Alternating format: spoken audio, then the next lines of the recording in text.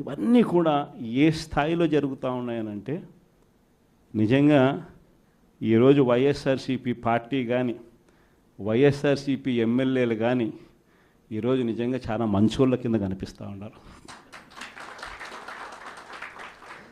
ప్రజలకు. ఆ స్థాయిలో కేవలం 9 నెలల కాలంలోనే ఇంత దారుణంగా పడిపోయినాయి.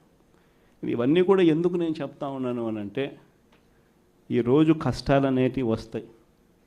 ప్రతిపక్షంలో ఉన్నప్పుడు, రాజకీయాలలో మరీ ముఖ్యంగా ఉన్నప్పుడు ప్రతి ఒక్కరూ కూడా ఒక్కటే గుర్తుపెట్టుకోవాలి, కష్టం రానిదే సుఖం రాదు. ప్రతి మనిషి జీవితంలో కూడా కష్టాలు సుఖాలు అనేది పార్ట్ అండ్ పార్సల్.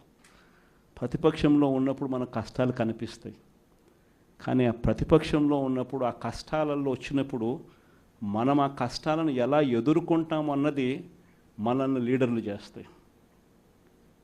కష్టం వచ్చినప్పుడు మన క్యారెక్టర్ను మనం అమ్మేసుకుంటే, మన వ్యక్తిత్వాన్ని మనం అమ్మేసుకుంటే, ఒక్కసారి బాటిల్లో ఉన్న నీళ్ళు బాటిల్లో ఉంటే బాటిల్లో నీళ్ళు తాగుతాం, బాటిల్లో ఉన్న నీళ్ళు ఒక్కసారి ఇలా పడేసినామనంటే భూమిలోకి పడిపోతాయి, మళ్ళీ ఏరుకోలేం.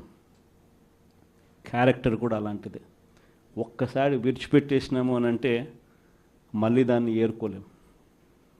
ప్రజల్లో చులకనవుతాం, ప్రజల్లో పలచనవుతాం. ఇది ప్రతి ఒక్కరూ కూడా గుర్తుపెట్టుకోండి. కష్టాలు అన్నటివి ఎల్లకాలం ఉండవు. ఎవరికి ఏ కష్టం వచ్చినా కూడా నా కథ గుర్తు తెచ్చుకోండి. 16 నెలలు నన్ను జైల్లో పెట్టినారు. నా మీద కేసులు వేసింది కూడా మళ్ళీ ఎవరో కాదు, అటు కాంగ్రెస్ ఇటు తెలుగుదేశమే. నా పిటిషన్లో ఎవరు పిటిషనర్స్ అంటే అటు కాంగ్రెస్ ఎమ్మెల్యేలు, ఇటు తెలుగుదేశం పార్టీకి సంబంధించిన నాయకులు. కేవలం రాజకీయంగా ఎదుగుతున్నాను అని ఒకే ఒక కారణంతో దొంగ కేసులు బనాయించారు. 16 నెలలు జైల్లో పెట్టినారు. కానీ ఏమైంది? బయటికి రాలా? ముఖ్యమంత్రి కాలా?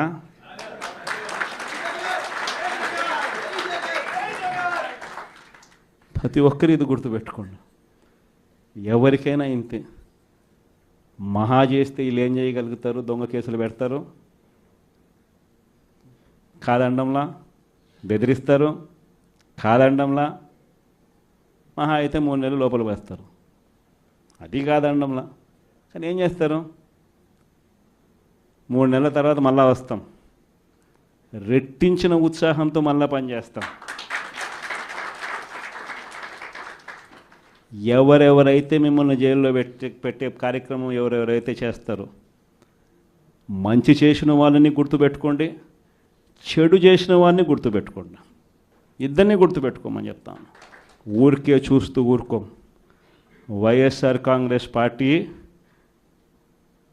బ్రతుకుతుంది. వైఎస్ఆర్ కాంగ్రెస్ పార్టీ ఈ రాష్ట్రాన్ని ఏలుతుంది అని కూడా ఈ సందర్భంగా చెప్తాను. మరో 30 సంవత్సరాలు ఏళ్తామని కూడా ఈ సందర్భంగా కూడా మరి గట్టిగా కూడా చెప్తాను. కాబట్టి ఎవ్వరూ కూడా వైఎస్ఆర్ కాంగ్రెస్ పార్టీకి సంబంధించిన ఏ కార్యకర్త వెంటికి కూడా పీకలేడు అని చెప్పి కూడా ఈ సందర్భంగా చెప్తాను. ఇది ప్రతి ఒక్కరూ గుర్తుపెట్టుకోండి. ఒక్కటే గుర్తుపెట్టుకోండి, ఈసారి జగనన్న 2.0 కొంచెం వేరుగా కూడా ఉంటుంది. ఈసారి జగనన్న 2.0 కార్యకర్త కోసం ఎలా పనిచేస్తుందో కూడా చూపిస్తుంది.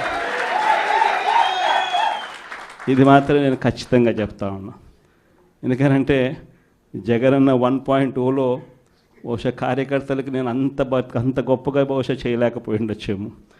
ప్రతి పథకము ప్రతి విషయంలోనూ కూడా మొట్టమొదటిగా ప్రజలే గుర్తుకొచ్చారు. ప్రజలకు మంచి చేయడం కోసమే నా టైం కేటాయించా, నా తాపత్రయపడ్డా, ప్రతి విషయంలోనూ దానికోసమే అడుగులు వేశా.